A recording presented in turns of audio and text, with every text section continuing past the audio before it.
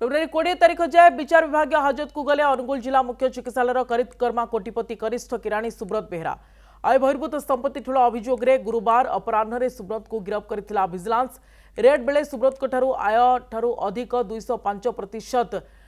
संपत्ति पाइथिला विजिलेंस निज दरमा को ढेर बढ़ाई राजकोषरू 2 कोटी 38 लाख टंका आत्मसात करथिले सुब्रत फेब्रुआरी 20 तारीख में सुब्रत को जामिन आवेदन शुणाणी करेंगे विजिलेंस कोर्ट सूचना था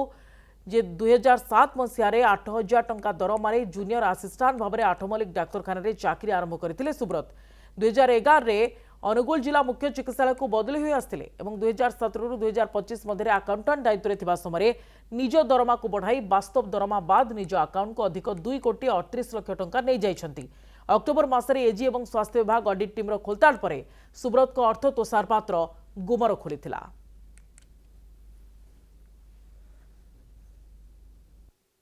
थाना गोटे डीए केस आज डीए केस 13B अनुसार अरेस्ट कराई अरेस्ट कराला तार बर्तमान इन्वेस्टिगेशन कंटिन्यू करुँच आज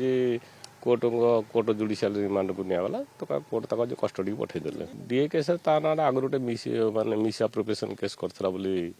माने अनुगुल मेडिकल ले करथिला बोली डीएचएच अनुगुल